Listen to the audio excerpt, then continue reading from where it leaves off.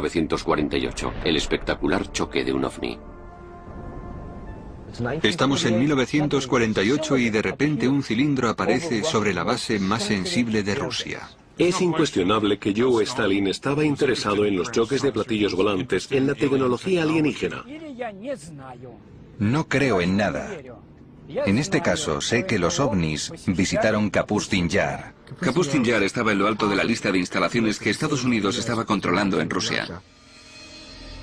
Vamos a atravesar la alambrada de Kapustin Yar para desvelar por primera vez las historias detalladas, clasificadas y documentadas del choque de aquel ovni. ¿Acaso la investigación que siguió a este hecho contribuyó a que los soviéticos ganaran la carrera espacial?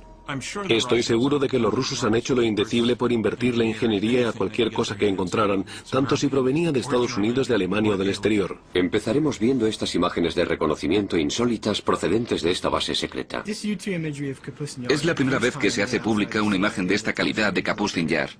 Y nos meteremos bajo tierra para tener una visión exclusiva del Centro de Investigación OVNI de Kapustin Yar. Enterraron las instalaciones más secretas dentro de la base, que era secreta incluso para la propia base. El hecho que tuvo lugar en Kapustin Yar en 1948 continúa siendo un enigma de la era soviética. Un acontecimiento decisivo que los investigadores de OVNI siguen llamando el Roswell ruso.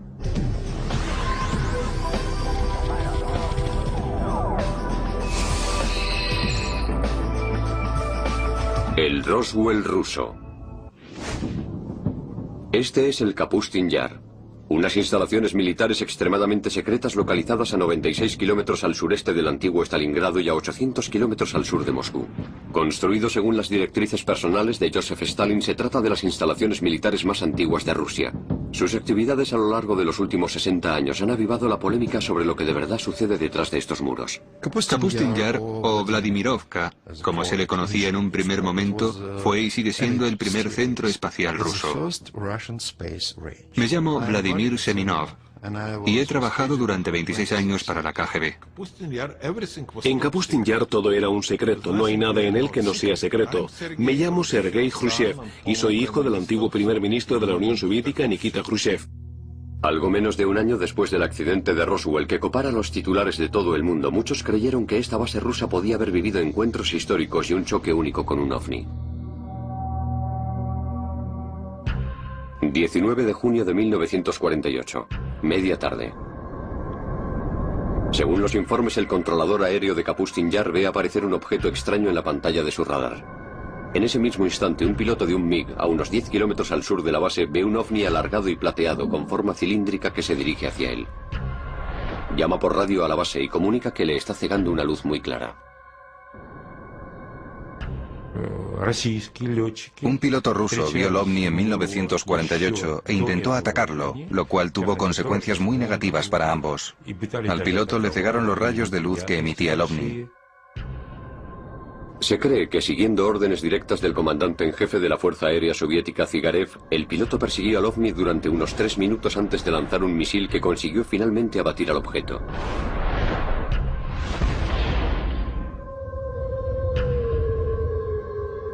Pero al contrario que con el Roswell, este choque nunca salió en los periódicos.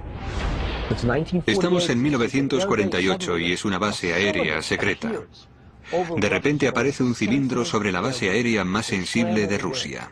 Despegan los MiGs, es un combate aéreo, los pilotos rusos son buenos.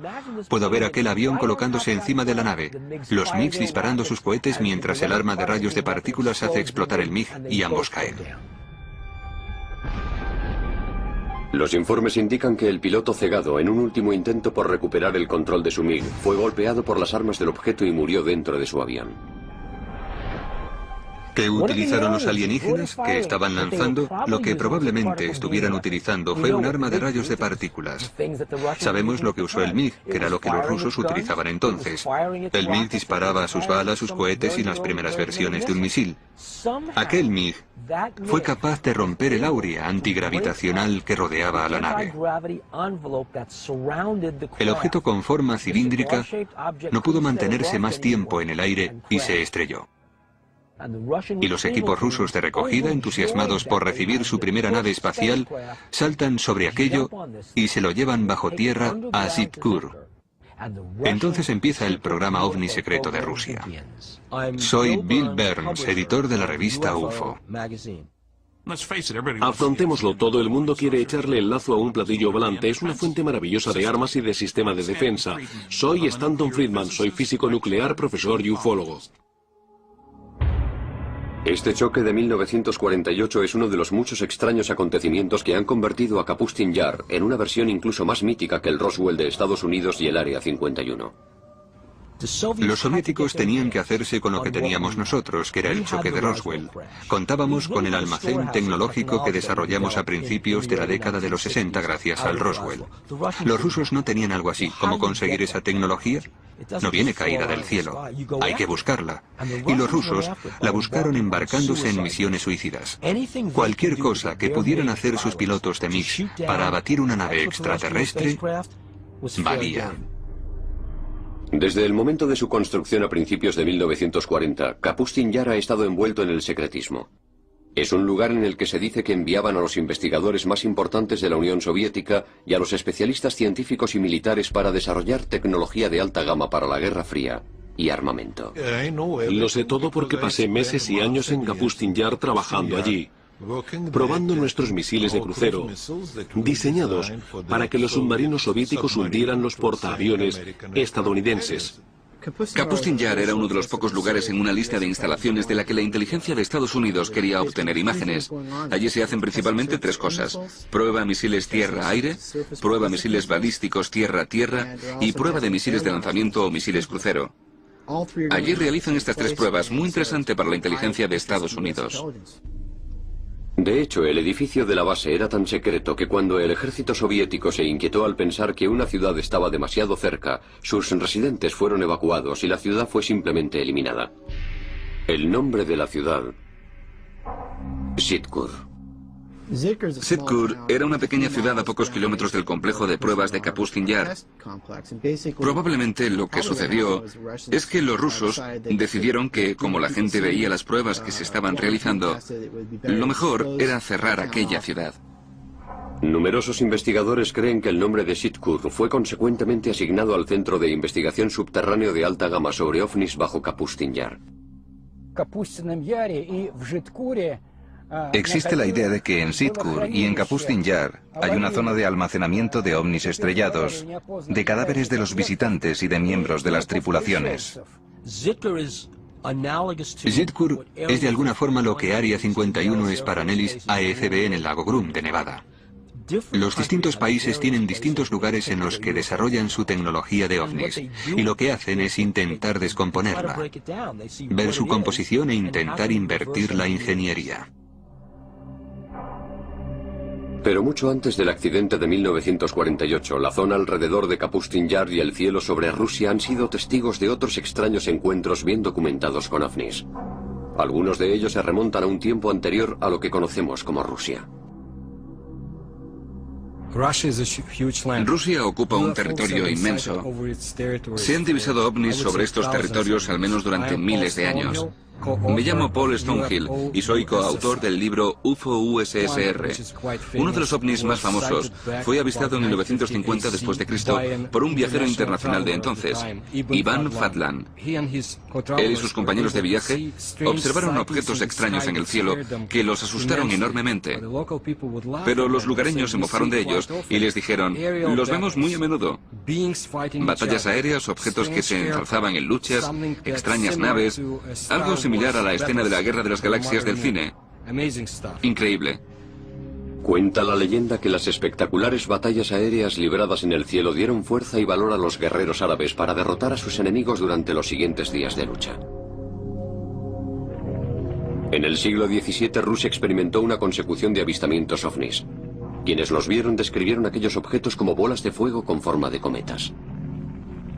Quizá el más famoso fuera el hecho de Rob Othero, cuando un disco de dimensiones desproporcionadas, un potente, llegó a la zona de un lago en el norte de Rusia.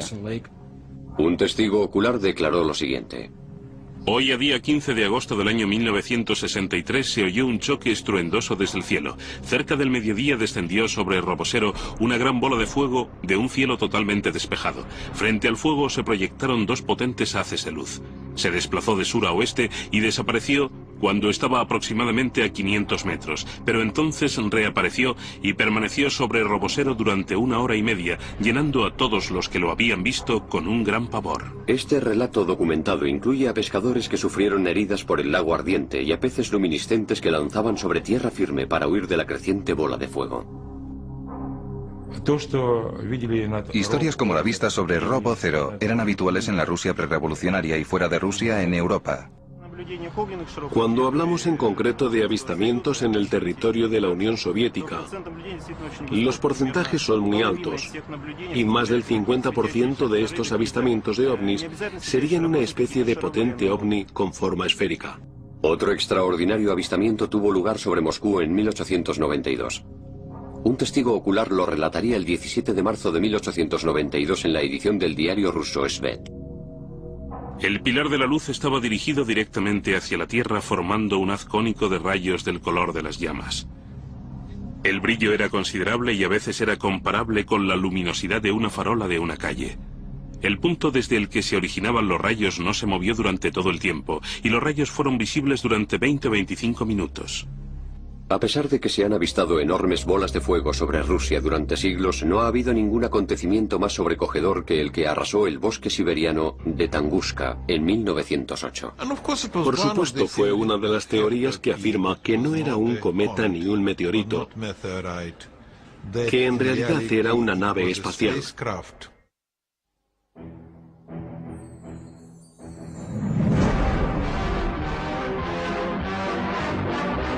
Hurtling through the solar system, a speck of cosmic dust strikes the Earth. Commonly, these meteors are vaporized by friction in the atmosphere. This is part of the story of one that wasn't. A meteor that landed in 1908 in Siberia with the destructive force of an atom bomb. 30 de junio de 1908. Aproximadamente a las 7 de la mañana, el apacible bosque de Tunguska en Siberia es golpeado por una explosión ensordecedora que hace temblar la Tierra. La explosión poseía la fuerza de una bomba de hidrógeno de 40 megatones. Inmensos árboles arrancados como si fueran ramitas. La explosión diezmó aquel denso bosque. La repercusión de la explosión se sintió incluso en Europa Occidental y en un principio se creyó que había sido causada por un meteorito gigante que había golpeado la Tierra. Mi conclusión personal es que se trataba de, digamos, una manifestación de la madre naturaleza, pero no había ninguna inteligencia detrás de lo que sucedió allí. No fue un cohete que nos indicara que los alienígenas nos están observando a los terrícolas.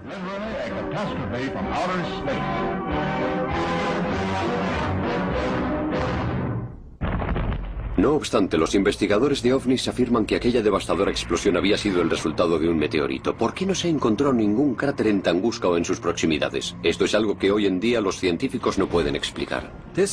Fue, digamos, una explosión, a pesar de que algunos lo llaman implosión. Varios kilómetros del bosque Tiga resultaron devastados. El acontecimiento en sí ocasionó cambios en el campo magnético de nuestro planeta. Los académicos opinan que lo que sucedió en Tunguska fue simplemente un meteorito, pero hay muchos datos que apuntan en la dirección contraria, que se trató de un vuelo racional dirigido. Aquel objeto realizó un giro, algo que un objeto natural o un meteorito no habrían podido realizar. ¿Qué pudo haber ocasionado tal grado de devastación sin dejar un cráter? Los investigadores actuales de ovnis no han sido los primeros en sospechar que lo que sucedió en Tunguska fue obra de algo distinto a un meteorito. Los informes sugieren que Stalin consideró que la explosión de Tunguska fue el resultado de un ovni que había lanzado algún tipo de arma experimental. Stalin estaba interesado en la información recogida para determinar si los ovnis eran una amenaza inmediata a la seguridad soviética. Por esa razón utilizó a algunos de sus mejores científicos para obtener una evaluación. Científicos como Korolev estudiaron la composición de los ovnis. Sergei Korolev, uno de los científicos más reputados de la Unión Soviética, se convertiría en el padre del programa espacial ruso y en el hombre responsable del Sputnik. Junto con Stalin se propuso resolver el misterio de Tunguska. Aquellas investigaciones lo impulsaron a financiar la expedición al lugar en el que se había producido el acontecimiento de Tunguska. Sergei Korolev invirtió dinero propio en enviar en helicóptero una expedición a la zona de Tunguska. Korolev y Stalin nunca se conocieron. Algunos investigadores intentaron demostrar que Korolev sí se había reunido con Stalin, pero no encontraron ninguna prueba. Stalin imaginaba que podía haber sido en verdad una nave espacial. Quería encontrar los fragmentos de aquella nave, recomponerlos y recrear el objeto con objetivos militares. Inicialmente, Korolev encontró que muchas de las cicatrices físicas producidas en Tunguska seguían visibles. Pero el descubrimiento más sorprendente apareció en forma de fragmentos metálicos radiactivos encontrados en el lugar de los hechos, restos poco habituales de un asteroide o de un meteorito. Si se sigue la trayectoria de vuelo del objeto de Tunguska y se va más allá del lugar del choque, se llega a una zona que los ufólogos rusos llaman el cementerio del demonio. Se trata de una zona de 300 metros cuadrados en la que no crece ni una planta y en la que mueren todos los animales.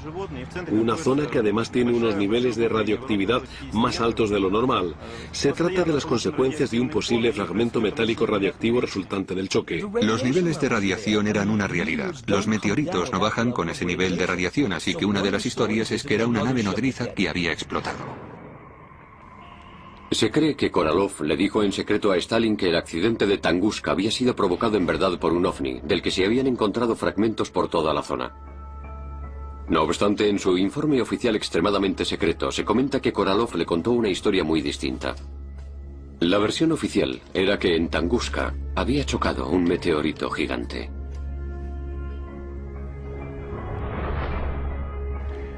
Es decir, que si la información es útil para la burocracia, perfecto. Si no, no existe. ¿Y a dónde se llevaron los fragmentos radiactivos de Tunguska? Algunos creen que las pruebas fueron enviadas a la base subterránea de Kapustin Yar, Sitkur. Cada país tiene sus sitios en los que guarda su tecnología de ovnis. El principal lugar de los soviéticos era el de Sitkur, que era donde intentaban entender la tecnología y cómo utilizarla. Obviamente la seguridad que rodea esas bases es una seguridad letal. ¿Es posible que el equipo de científicos de Stalin que estaba en el laboratorio subterráneo de Sitkur estuviera utilizando restos del OVNI para avanzar en sus primigenios programas espaciales y de defensa con misiles? Tenían a un par de personas, un par de hombres dirigiendo el programa que se ocupaban de los avances del programa espacial. Soy Fred Kulik de Caltech. El líder del programa espacial estaba en contacto directo con Stalin y posteriormente con Khrushchev. En su búsqueda por adquirir la tecnología OVNI para derrotar a los estadounidenses en la carrera espacial, se ha publicado que los oficiales militares soviéticos ordenaron a los pilotos de los MiGs que abatieran a los OVNIs igual que en la Segunda Guerra Mundial, justo antes del choque de 1948 del Roswell ruso. Eso nos da una doble preocupación sobre los OVNI. Por un lado, quieres que la nueva tecnología supere a la tecnología aérea del otro. Y por otra, necesitamos estar alerta de sus novedades. Al final, lo que quieres es que tus chicos lo abatan. En su búsqueda por adquirir la tecnología OVNI para derrotar a los estadounidenses en la carrera espacial, se ha publicado que los oficiales militares soviéticos ordenaron a los pilotos de los MiGs que abatieran a los OVNIs igual que en la Segunda Guerra Mundial, justo antes del choque de 1948 del Roswell ruso. La CIA tenía agentes en la Unión Soviética en 1950 que afirmaban haber visto ovnis. La CIA estaba muy interesada en lo que estaba pasando en la Unión Soviética. En las primeras etapas de la Guerra Fría, el lugar soviético de pruebas militares de Kapustin Yar se convirtió en un hervidero de la actividad secreta. Una actividad en la que se incluían pruebas de armas avanzadas de misiles y de cohetes. Es decir, que después de la Segunda Guerra Mundial y del desarrollo de la bomba atómica no fueron capaces de construir pequeñas armas atómicas, así que tuvieron que hacerlos relativamente más pequeños, mucho mejor que ellos. Es decir, que desde el principio planificaron grandes cohetes, y eso, en verdad, les dio ventaja en el programa espacial. Los rusos tenían uno de los trozos de papel más espeluznantes que he visto en uno de los 20 archivos que he visitado. En él se decía que los rusos habían hecho más progresos en los últimos 18 meses en el desarrollo de armas nucleares y en los métodos de producción que lo que se había pensado durante 5 años, y hablamos de 1951. A principios de la década de los 50, los rumores sobre la actividad de los ovnis y de experimentos en Kapustin Yar se habían filtrado más allá de las fronteras soviéticas.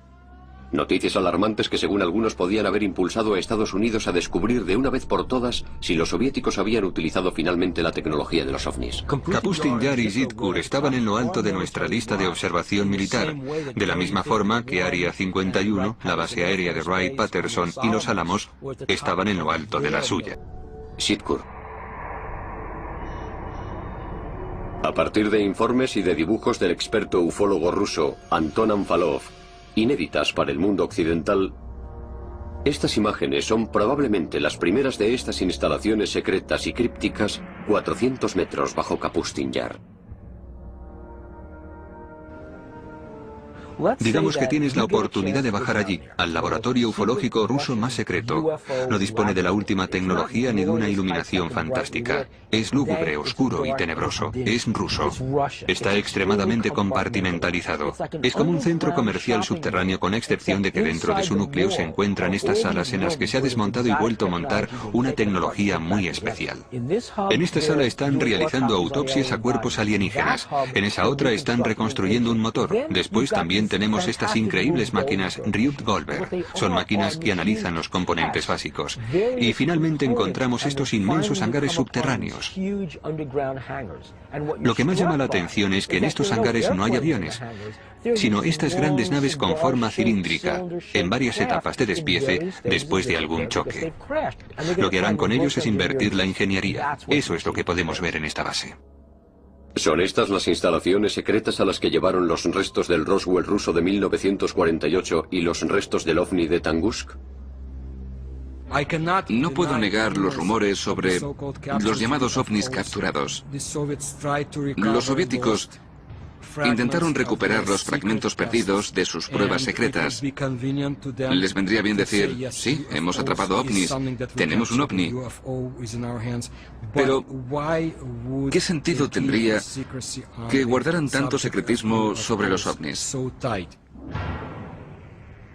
¿Es posible que estas instalaciones experimentales escondidas tan celosamente estuvieran especializadas en la ingeniería inversa con el objetivo de acabar con Estados Unidos? Si Kapustin Yar es donde se está realizando un trabajo tan avanzado de cohetes, naves, armamento, armas por láser y otros elementos de ese tipo, donde es impredecible la alta seguridad y un buen entorno para los científicos y para instalaciones computerizadas, uno tiende a pensar que allí es donde están llevando a cabo sus investigaciones avanzadas sobre ovnis. No ovnis 101 o 404, eso es algo natural. Y por supuesto tendrías bases subterráneas, protección contra naves intrusas y estarías atento a los aviones U-2. Otro dato misterioso de Kapustin Yar es que hay muchas figuras extrañas en el terreno. ¿Es posible que Stalin y Korolev hubiesen dispuesto estratégicamente aquellas figuras para atraer ovnis a la base? Algunos investigadores creen que los rusos podrían haber tomado prestada esa idea de las antiguas civilizaciones. Se dice que las pirámides habían sido construidas con formas geométricas y con diseños destinados a atraer a los habitantes de otros mundos.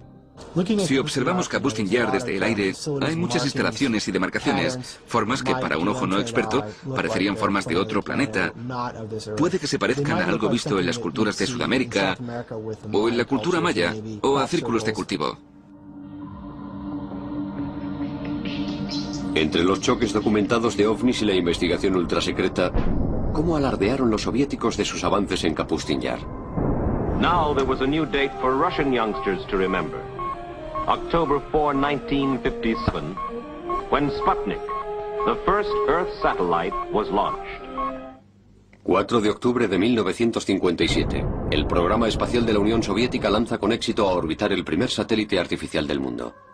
In the history of the Earth, no other event had captured the imagination of so many people as this first step into space. 4 años más tarde, Rusia vuelve a derrotar a los estadounidenses lanzando al espacio a Yuri Gagarin, el primer vuelo en órbita a la Tierra dirigido por personas. 2 hitos que colocaron a la Unión Soviética en posición destacada dentro de la tan competitiva carrera espacial. Somos los primeros. En todos los pasos que se sucedieron después durante casi 10 años, los soviéticos fueron por delante de Estados Unidos. El primer hombre al espacio, la primera mujer al espacio, el primer paseo por el espacio, la primera cita espacial, el primer acoplamiento espacial, etc., hasta 1981, cuando se envió la lanzadera. Estoy seguro de que los rusos han hecho lo indecible por invertir la tecnología a cualquier cosa que encontraran, tanto si provenía de Estados Unidos, de Alemania o del exterior. La autoridad rusa más importante en ovnis es un hombre tan legendario y tan popular en todo el país que es conocido por su apellido: Ashasha. En este punto, donde aterrizó el ovni, un equipo estadounidense hace la primera filmación.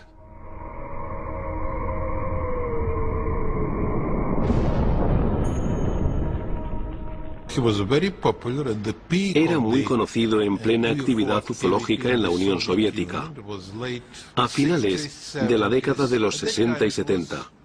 En aquel momento no estaba permitido, pero tampoco restringido hablar sobre esto.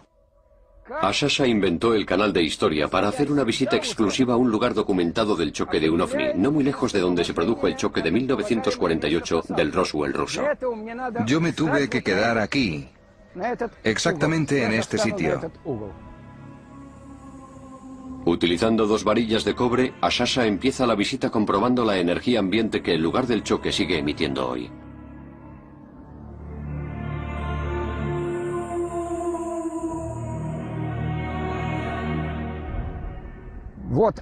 Ahí está, una señal negativa. Es ahí.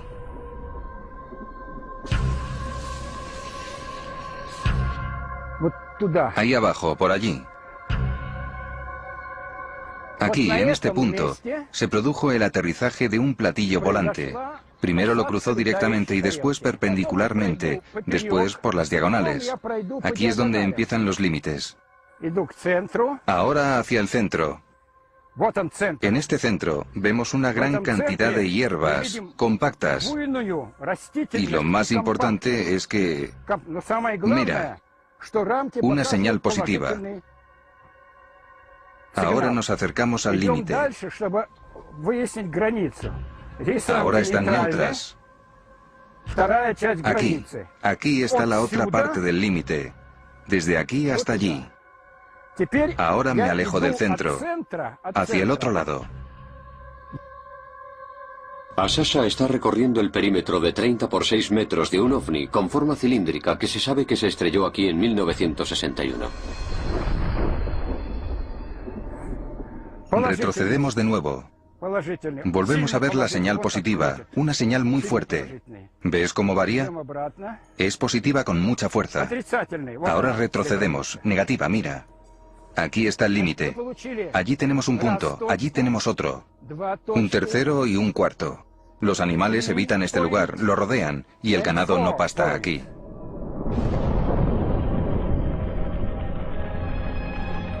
Sí, hay una energía desconocida que, como demuestra la experiencia, afecta a la gente de forma negativa. Te cambia el pulso. El ritmo de los latidos, te quedas sin aire, empiezas a sudar. No te aconsejo que te quedes aquí más tiempo, pero ya ha sido perjudicial. Venga, vámonos de aquí, a un sitio normal, donde ninguna fuerza desconocida nos influya y actúe sobre nosotros.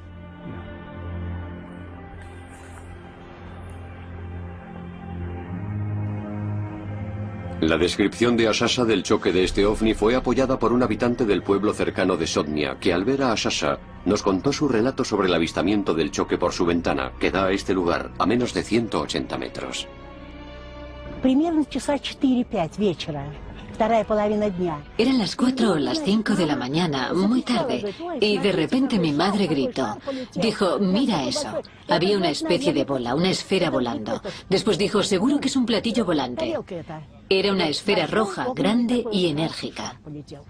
La esfera sobrevoló las vías del tren y descendió hasta el valle del río Skutnia. Allí abajo, más allá del río. Los expertos como Ashasha creen que los hechos ufológicos como este choque o el choque en 1948 del Roswell ruso hicieron que se abriera una caja de Pandora sobre el Kapustin Yar, lo que desembocó en lo que algunos llamaron una guerra en los cielos de Rusia. Los pilotos solían recibir órdenes desde tierra para que defendieran el espacio aéreo y para que abatieran a los ovnis. Otras veces el ovni era quien empezaba terribles ataques. Lo que más me intriga acerca de los rusos son las supuestas luchas aéreas entre ovnis. He leído testimonios al respecto. Algunos luchaban en el aire.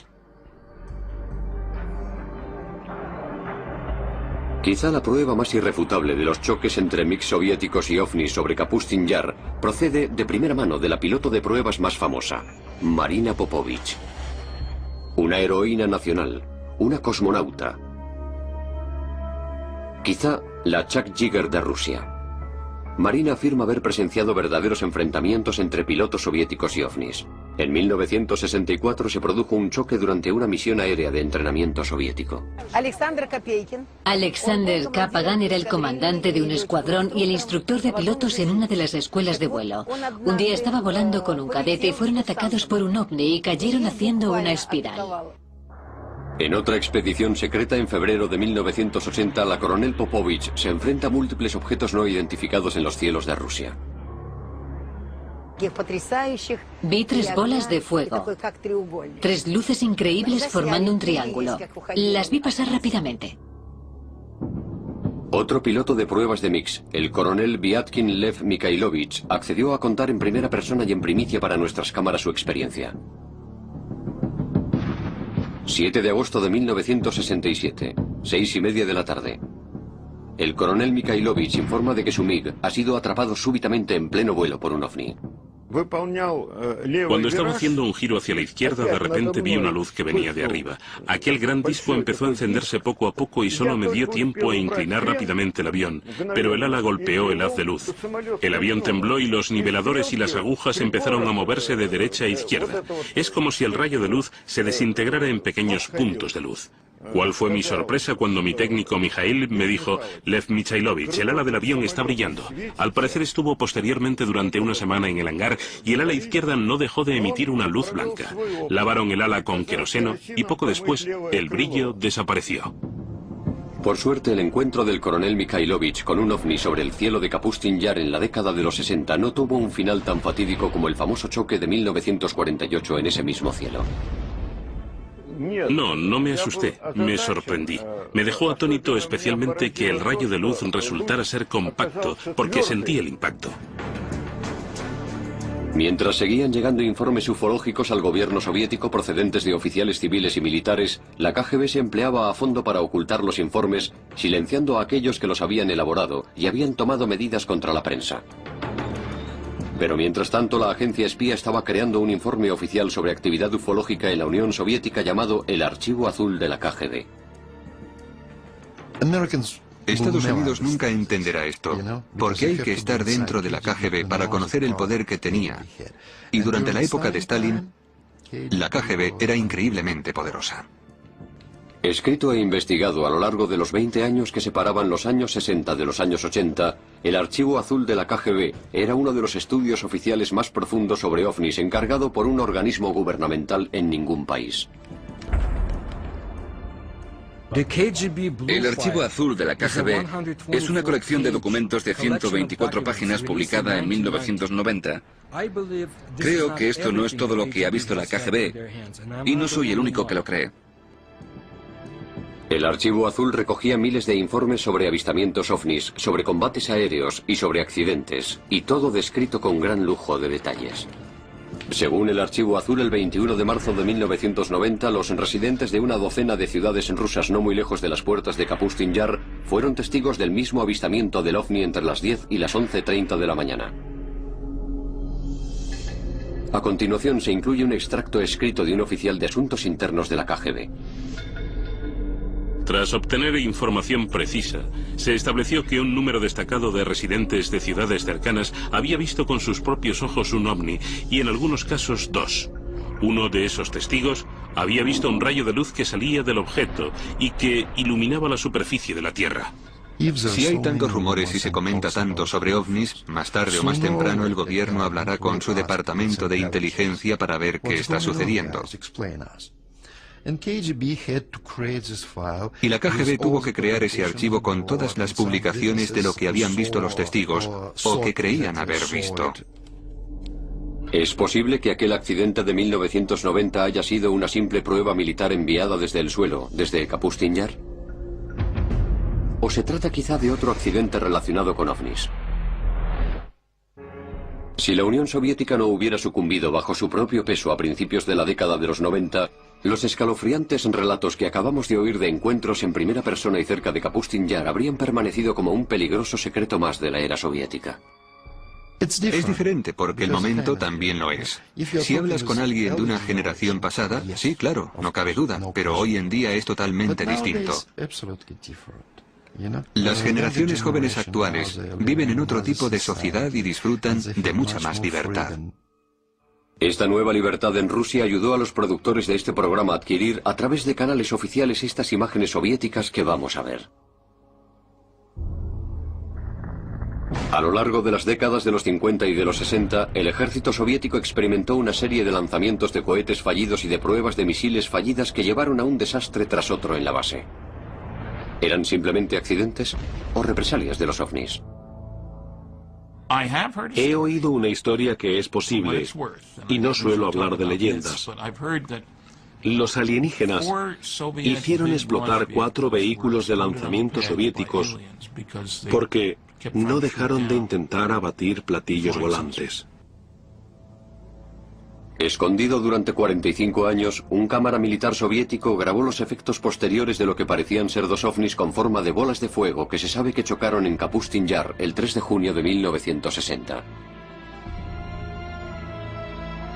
Por lo que podemos determinar, es la primera vez que alguien que no pertenece al ejército soviético o a la KGB ve estas imágenes. Se ve a 3 bomberos del Ejército Rojo huyendo de esta inmensa bola de fuego que, según los informes, siguió aumentando de tamaño y causando otras explosiones masivas en la zona durante más de 1 hora. Se cree que una plataformas de lanzamiento, mientras que otro alcanzó un depósito de combustible de un cohete. Todos los objetivos estaban a pocos metros de las instalaciones de investigación subterráneas para ovnis de Sitkur. Los restos carbonizados de los 2 ovnis que habían sido vistos aquí fueron enviados rápidamente a la base de Sitkur. Imaginemos la Tierra como una colonia subdesarrollada. Y al igual que Estados Unidos y la Unión Soviética libraron guerras políticas cruzando mares, imaginemos que los alienígenas quieren nuestros recursos y que están luchando por la Tierra igual que Estados Unidos y la Unión Soviética se pelearon por otros territorios después de la Segunda Guerra Mundial. ¿Cómo es posible que todos aquellos acontecimientos tan sorprendentes hayan quedado a la sombra de la opinión pública durante tantos años? En la época anterior e inmediatamente posterior a Stalin, todo estaba restringido, por lo que no se permitía hablar de esto. En la época de Stalin, simplemente te mandaban a la cárcel. ¿Es posible atribuir todos estos relatos sobre ovnis y el rastro desvelado de pruebas de ovnis a una explicación lógica? ¿O puede que estos extraños acontecimientos pasen de verdad en Rusia? Una corresponsal de uno de los periódicos estadounidenses de mayor tirada dice que sí. En mayo de 2005 llegaron unos informes a la oficina de Moscú en Los Angeles Times, según los cuales un lago a unas 3 horas de Moscú había simplemente desaparecido. Fuimos allí porque oímos que había desaparecido y pensé, esta historia no me la creo. Kim Murphy visitó la zona días más tarde. Su relato fue publicado en la página frontal del periódico el 27 de mayo de 2005. Llegamos allí y vimos aquel inmenso agujero vacío en el suelo. Los únicos testigos oculares que vieron lo que había pasado describieron que habían ido al lago y que empezó un remolino de agua, algo parecido al agua que se va por un lavabo haciendo círculos con fuerza. y que así, poco a poco, desapareció. Desde lagos que desaparecen a bolas de fuego en el cielo, pasando por ataques documentados de ovnis con forma cilíndrica, Rusia sigue siendo una tierra de increíbles misterios. A día de hoy todavía continúan los trabajos de investigación en Kapustin Yar y en Sitkur, y la base sigue siendo un potente centro neurálgico para la actividad ufológica. Según uno de los investigadores, en 1989 se produjo un accidente en Kapustin Yar, y más recientemente, los restos de un choque en Polonia en 1997 se trasladaron a Kapustin Yar para ser analizados. Algunos de los movimientos políticos recientemente realizados por el presidente Vladimir Putin han hecho que desde Occidente algunos acusen a este gobierno de cerrar el telón de acero una vez más en la vibrante Rusia actual. Día tras día la gente se cuestiona y se preocupa, pensando si la Rusia de Putin es una Rusia mucho más autoritaria que la de Yeltsin. Saben que la información sobre ovnis no está tan disponible en Rusia con la misma facilidad que antes. En una sociedad abierta se pierde la capacidad de controlar los secretos. Putin salió de la KGB. Está viendo cómo mucha información valiosa y una tecnología valiosa están pasando a fuentes privadas. La Unión Soviética está cerrando puertas, está cerrando muchas zonas, pero también cerrando el tema de los ovnis.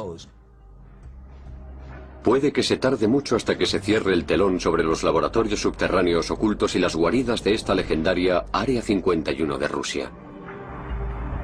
Solo hemos empezado a escarbar la superficie de los sorprendentes misterios del Roswell de Rusia.